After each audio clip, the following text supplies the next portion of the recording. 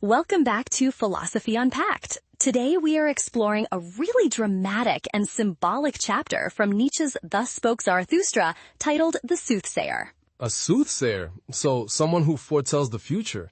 This sounds like it's going to be a very intense and perhaps ominous part of the story. That's exactly right. The section opens with a soothsayer, or a prophet of doom, painting a very bleak picture of the future for humanity. Okay, so what kind of grim future does this soothsayer predict? What does he see coming for everyone? He foresees a great sadness spreading over mankind, where even the best and most capable people become tired and weary of their own work. That sounds a lot like what we might call widespread burnout or disillusionment today.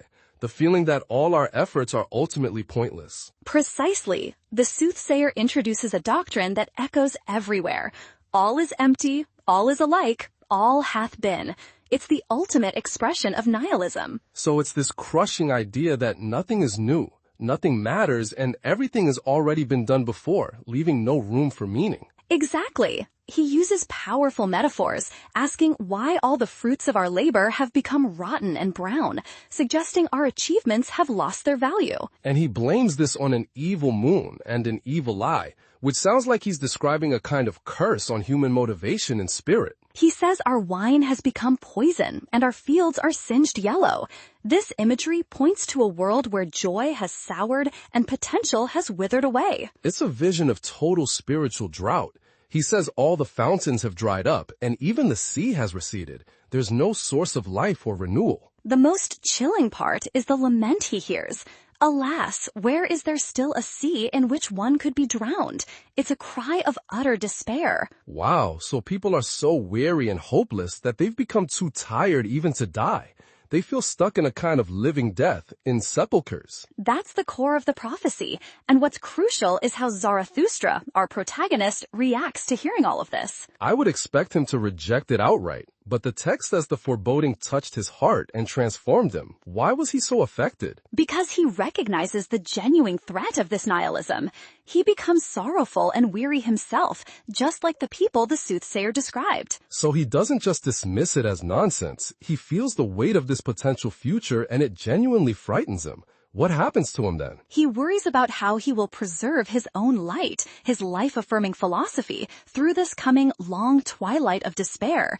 He wants his light to reach remoter worlds. This shows his vulnerability. He's not immune to despair. The text says he was so grieved that he didn't eat or drink for 3 days. Yes, he essentially has a complete breakdown. He loses his speech, has no rest, and finally falls into a deep, long sleep while his disciples watch over him anxiously. It's like he had to go through a psychological death and rebirth. So what happens when he finally wakes up from this state? When he awakens, his voice sounds like it's coming from far away, and he tells his friends he has had a dream that he needs their help to interpret. A dream? That's always a sign of something deeply symbolic happening in the subconscious. What did he dream about? He dreamed that he had renounced all life and had become a night watchman and a grave guardian in a lonely mountain fortress of death. So in his dream, he has become the very embodiment of what he fights against. He's literally guarding death instead of celebrating life. Exactly. He describes guarding vaults full of coffins,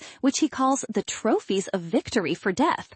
He sees vanquished life gazing out at him from glass coffins. That's a horrifying image. It suggests that in his moment of despair, he saw death as the ultimate winner over life. The atmosphere of the dream is just as oppressive. He breathes the odor of dust-covered eternities, and his soul feels sultry and dusty. It sounds like a prison of stagnation and decay. He's surrounded by loneliness and a death-rattle stillness, which he calls the worst of his companions. He also mentions carrying the rustiest of all keys, which he uses to open the most creaking of all gates. Every detail emphasizes decay and disuse. The sound of the gate opening is described as an angry croaking, like a bird being unwillingly awakened. It's a place where even sound is unwelcome. But what he finds even more terrifying is the silence that follows. He's just sitting alone in what he calls a malignant silence. This all paints a picture of complete isolation and hopelessness. But you said something happened that woke him up. What was it? Within the dream, a loud noise like thunder peals at the gate 3 times. The vaults echo and howl, breaking the terrible silence. Ah, an interruption from the outside world, a sign of change. What does he do when he hears this knocking? He goes to the gate and cries out, "Who carrieth his ashes unto the mountain?" He tries to open the gate with his rusty key, but it won't budge. So he's still trapped in his role as gatekeeper, unable to open the way. What happens next to force the gate open? Suddenly, a roaring wind tears the gate's vaults apart. It's a powerful, piercing force that throws a black coffin directly at him. A wind is a great symbol for an uncontrollable natural force, but it throws another coffin at him. I was expecting something liberating. That's the twist. The coffin bursts open, but instead of containing death, it spouts out 1,000 peals of laughter. Laughter from a coffin? That completely subverts the entire mood of the dream. What kind of laughter was it? It was the laughter of 1,000 caricatures of children, angels, owls, and fools. All these strange child-sized figures were laughing and mocking him. That sounds incredibly surreal and chaotic. It's not just life, but a mocking, joyful, and almost absurd form of life confronting death. The experience is so shocking and bizarre that it terrifies him. He says he cried with a horror he'd never felt before, and his own cry is what finally woke him up. So he wakes up from this nightmare, but he doesn't know what it means. This is where his disciples come in to help him, right? Yes, he falls silent, but the disciple whom he loves most immediately stands up, takes his hand, and offers an interpretation of the dream. And what is the disciple's interpretation? How does he make sense of all those strange symbols, like the wind and the laughing coffin? The disciple says something profound. "Thy life itself interpreteth unto us this dream, O Zarathustra." He says the dream is about Zarathustra himself.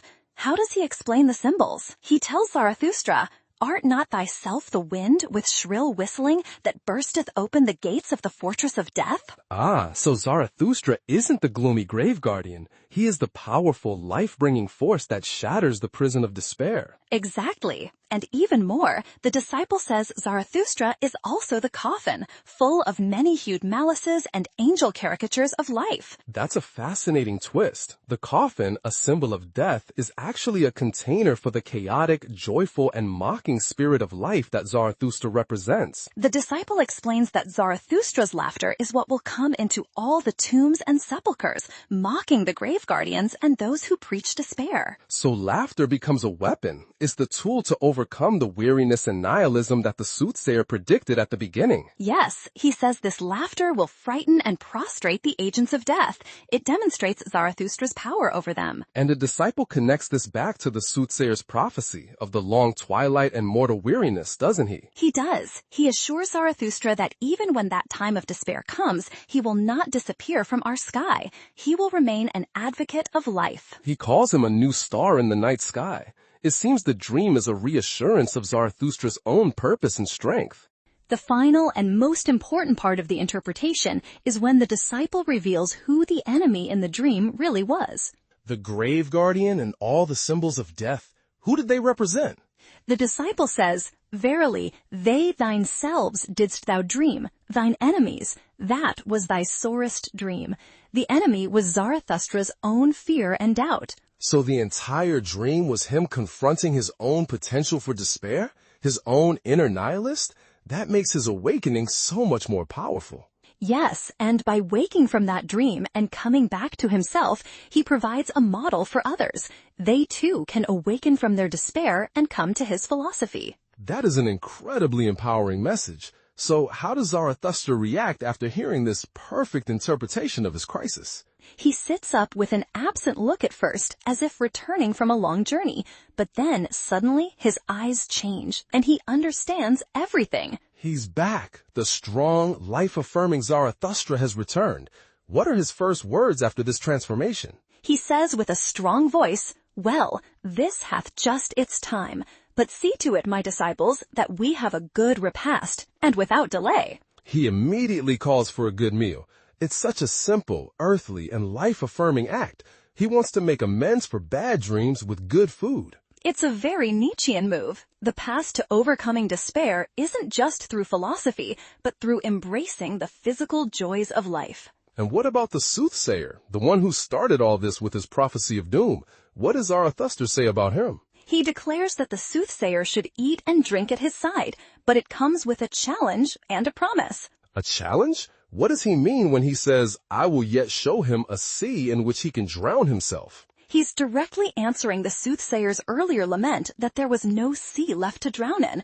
The soothsayer meant life was too shallow, even for a meaningful death. So Zarathustra is saying he will show him a sea of life, a vision of meaning and joy so vast and deep that the soothsayer's small despair will be completely engulfed by it. Exactly. He's not just arguing against nihilism. He's offering a powerful, overwhelming alternative.